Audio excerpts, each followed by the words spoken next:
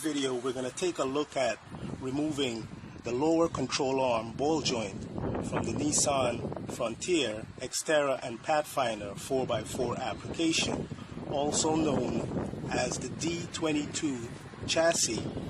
When we take a closer look at the right side lower ball joint, we can see it's different from the left side. It does not have the tapered top here to lock the nut. So the person who previously installed this ball joint might have used a lock type for the treads. Since this is not a factory installed ball joint and it was replaced by a mechanic, we are going to experience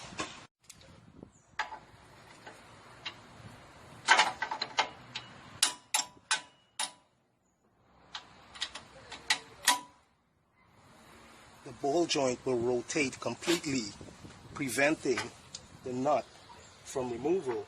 So now we must resort to another method of removal to release the nut, because this is not a factory Nissan OEM ball joint that was installed from the factory.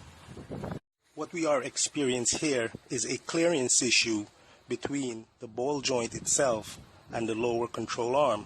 This is why it's slipping in the joint. We are installing this high performance MOOG ball joint to prevent this rotation of the complete ball joint inside its lower control arm. So the vice grip is going to grab onto this part of the ball joint and brace itself against the lower control arm.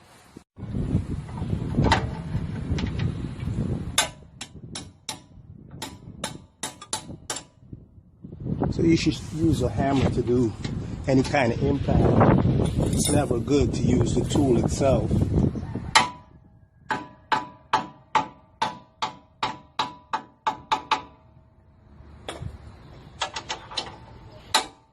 So I'm using an 1 7/8 socket with a 1/2 inch to 3/4 inch reducer.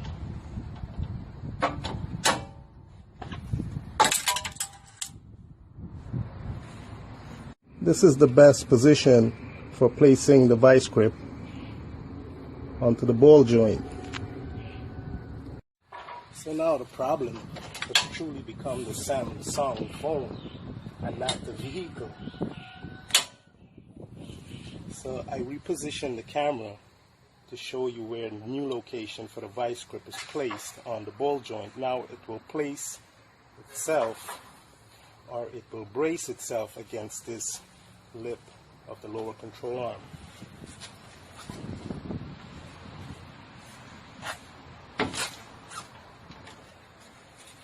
Unfortunately, we are lucky.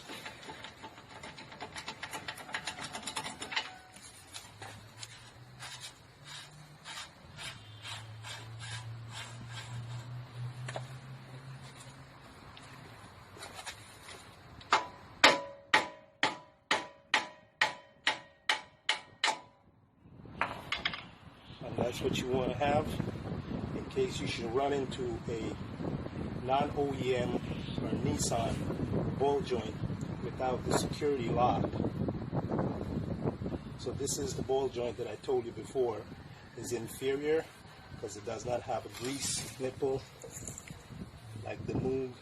It does not have a castle nut, and it does not have the spline to grip the ball joint itself to the lower control arm.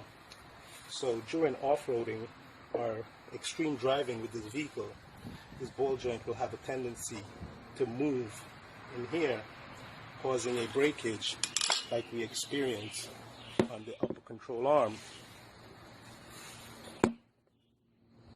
So I tried relocating the Samsung S5 smartphone because I figure when you relocate it, the lighting gets better.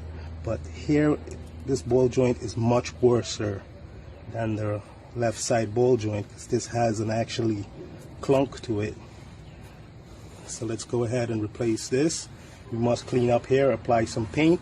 You could go to this video here also to see more detailed information on how to install and removing the ball joint. So this is how the ball joint and the nut should be fixed together. The ball joint should actually be raised above the nut. You're also going to want to use some Loctite to secure the nut and torque the bolt to 175 foot-pounds. Now let's go ahead and install the new Rancho upper control arm. You can go to this video here to see how to remove the control arm.